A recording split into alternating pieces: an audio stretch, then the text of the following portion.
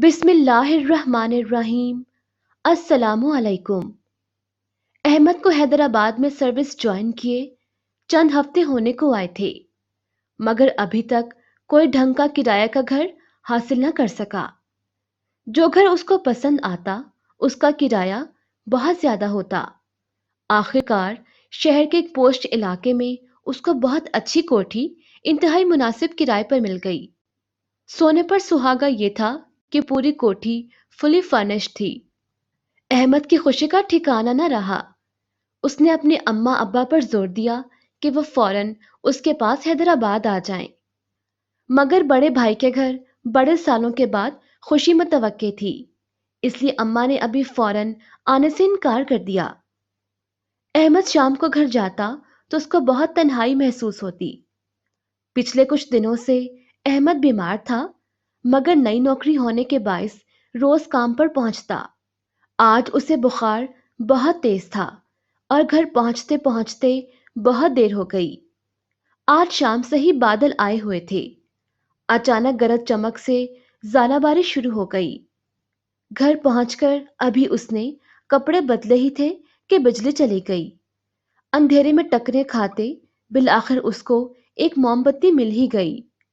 ابھی اس نے کھانا شروع ہی کیا تھا کہ اچانک محسوس ہوا کہ دروازے پر کوئی بہت ہولے ہولے دستک دے رہا تھا۔ اس نے اٹھ کر دروازہ کھولا تو کیا دیکھتا ہے، ایک خوبصورت خاتون 3 بچوں کے ساتھ کھڑی تھی۔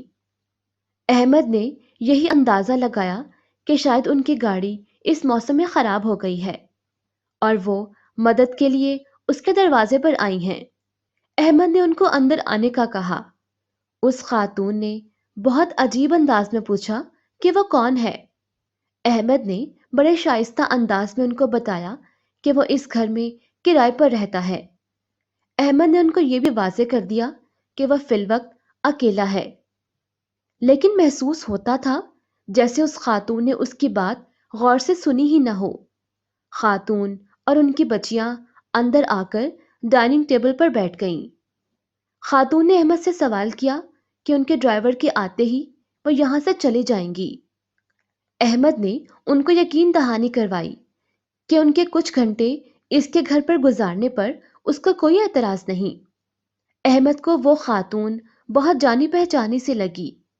شاید انہوں نے آ کر اس کی بڑی آپا اور اس کے شیطانی بھانجوں کی یاد دلا دی تھی۔ احمد نے یقین دہانی کے لیے ایک مرتبہ پھر سے پوچھا، برا نہ مانیے تو کیا میں آپ کو آپا بلا سکتا ہوں؟ آپ کا چہرہ مجھے بہت دیکھا بھالا سا لگ رہا ہے۔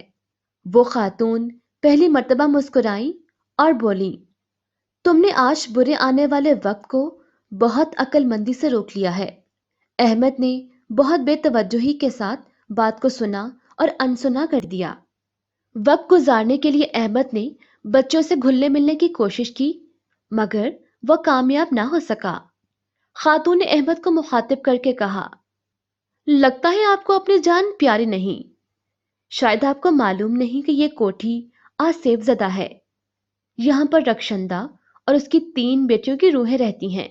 احمد نے یہی سمجھا کہ خاتون مذاق کر کے اس کو بیوقوف بنا رہی ہیں۔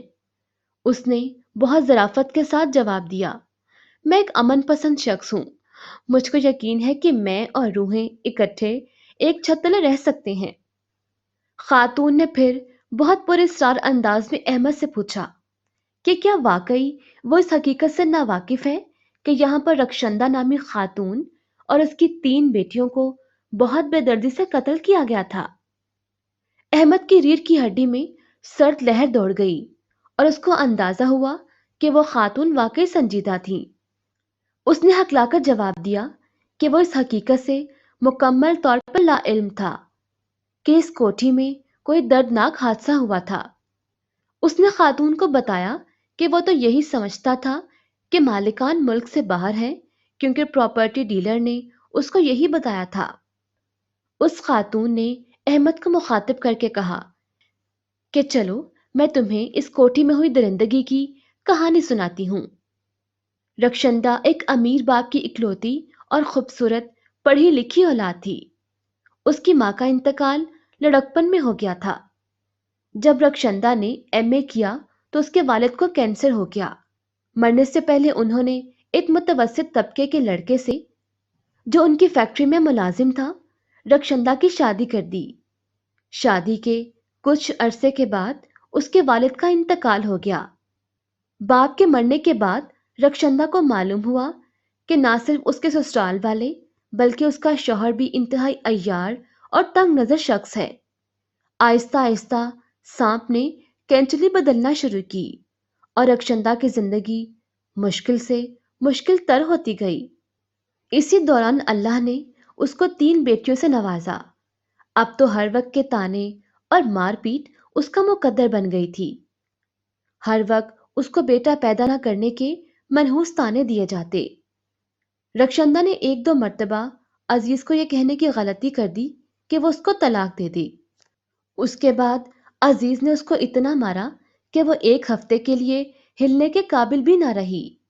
عزیز نے اس کو صاف الفاظ میں کہہ دیا کہ اس کی حیثیت ایک سونے کا انڈا دینے والی مرغی کی ہے جس کو وہ ذبح تو کر سکتا ہے مگر آزاد نہیں۔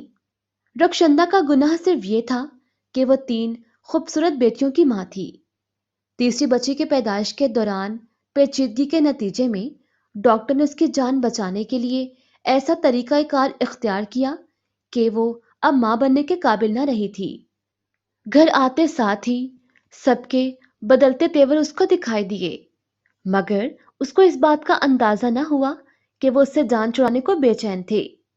پچھلے کچھ دنوں سے عزیز کا رویہ اس کے جانب اور بچیوں کے جانب بہتر ہو گیا تھا۔ وہ بھی خوش تھی کہ اللہ نے اس کی سن لی۔ ایک دن عزیز اس کی اور 3 بچیوں کی انشورنس پالیسی کے کاغذات لایا اور بہت دلار سے رکشندہ سے دستخط کروا لیے۔ ایک رات وہ بچیوں کے ساتھ سو رہی تھی تو اس نے محسوس کیا کہ اس کے دروازے کو باہر سے بند کر دیا گیا ہے۔ وہ پاگلوں کی طرح دروازہ پیٹتی رہی مگر سوئی گیس اس کے کمرے میں بھرتی گئی اور آخرکار کاربن مونو آکسائڈ سے ان سب کی موت واقع ہو گئی۔ عزیز اور اس کے گھر والے صبح مگرمچھ کے آنسو بہاتے رہے اور پورا کاروبار، گھر اور 5 کروڑ کی انشورنس کے کلیم کے مالک بن گئے مگر یہ پیسہ ان کو استعمال کرنا نصیب نہ ہوا۔ عزیز کے والدین سوتے میں گیس کا ہیٹر کھلا رہ جانے کی وجہ سے ٹھیک رکشندہ اور اس کی بیٹیوں کی طرح مرے۔ عزیز کی ریڑھ کی ہڈی ایک ایکسیڈنٹ میں ٹوٹ گئی اور اب وہ بستر پر اپنے دن پورے کر رہا ہے۔ احمد نے ایک جھرجھری سی لی اور استغفار پڑھی۔ اچانک ہی وہ خاتون اٹھ کے کھڑی ہو گئی۔ احمد نے نکلتے نکلتے اس سے پوچھا، سنیے، آپ کو اس واقعے کی تفصیلات کا علم کیسے ہوا؟ وہ پیچھے مڑ کر مسکرائی اور بولی، تم ہی بتاؤ، اتنی تفصیل کسے پتا ہو سکتی ہیں؟ تم نے مجھے دل سے آپا بلایا ہے اس لیے تمہیں زندہ اور سلامت چھوڑ کر جا رہی ہوں۔ احمد کے رگو پے میں سنسنی دوڑ گئی اور اب اس کو سمجھ آیا کہ وہ خاتون اسے اتنی جانی پہچانی محسوس کیوں ہو رہی تھی، کیونکہ ماسٹر بیڈ روم میں ان کا اور ان کی پیاری بچیوں کا پورٹریٹ لگا تھا۔ زندگی میں پہلی بار اس کو روحوں کے وجود پر یقین آ گیا۔ اگلی صبح اس نے سب سے پہلے گھر خالی کیا اور قبرستان جا کر رکشندہ اور اس کی بچیوں کی قبر پر فاتحہ خوانی کی۔ یہ سارا قصہ اس کے بخار سے دہکتے دماغ کی کارستانی تھی یا حقیقت، وہ آج بھی فیصلہ کرنے سے قاصر ہے۔